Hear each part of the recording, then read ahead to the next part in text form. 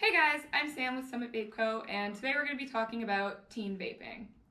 So as I'm sure you've heard in the news lately, there's been a lot of conversation about teen vaping and how it's become an epidemic. I've even seen articles put out that say that it's a gateway drug. And as we all know, when you start vaping, you immediately start smoking cigarettes and then start smoking marijuana. And of course, you move on to doing crack cocaine and then become a communist and die.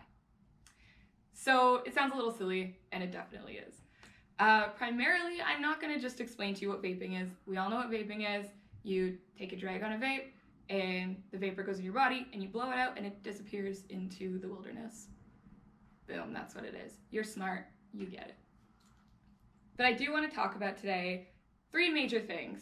So most importantly, why flavors are super important when you're choosing vape or when you're coming off of cigarettes. Why convenience stores are not as important in terms of selling vape products. And also, what draws teens to vaping in the first place? Cool, so I recently read this article. It was written by Mariva Glover. I might have butchered the name.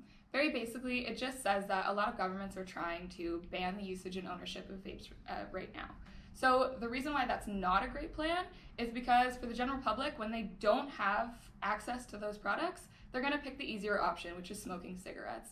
And ironically, there are not much interventions with smoking cigarettes right now. We did see a lot of that a while ago, but it seems to be a huge focus on vaping, which is healthier and safer. Strange. So, point 2. Why convenience stores should not be selling vape products. So it's my personal opinion and the opinion of everyone here at Summit Vape Co. that vape stores should be a specialty vape shop. It should be a specialty location. That way we can monitor and control that it's 19 plus. So here in our store, we are super adamant about it being 19 plus, and we like to maintain that. Anyone that comes in that we think might be under 25 even, we ID right away, and we tell them they have to leave if they can't provide an ID for us. It's really important to make sure that it's adults that are buying our products and not teens. On top of that, our goal here is to get people to stop smoking cigarettes. That's the end goal. That's the ultimate thing. So it really doesn't make sense for us to even sell to teens, because how many teens are smoking really? And how many of them are trying to get off cigarettes and using vapor to do that? So 3rd point, why are vapes so attractive to teens right now? Basically, it comes down to it being a new commodity, brand new thing, and there's also the relative ease and availability of getting vapes and vapor products, which we don't necessarily agree with here at Summit Vape Co. As I said earlier, we'd like to be a specialty store where we can maintain that it's 19 plus and for adults trying to quit smoking.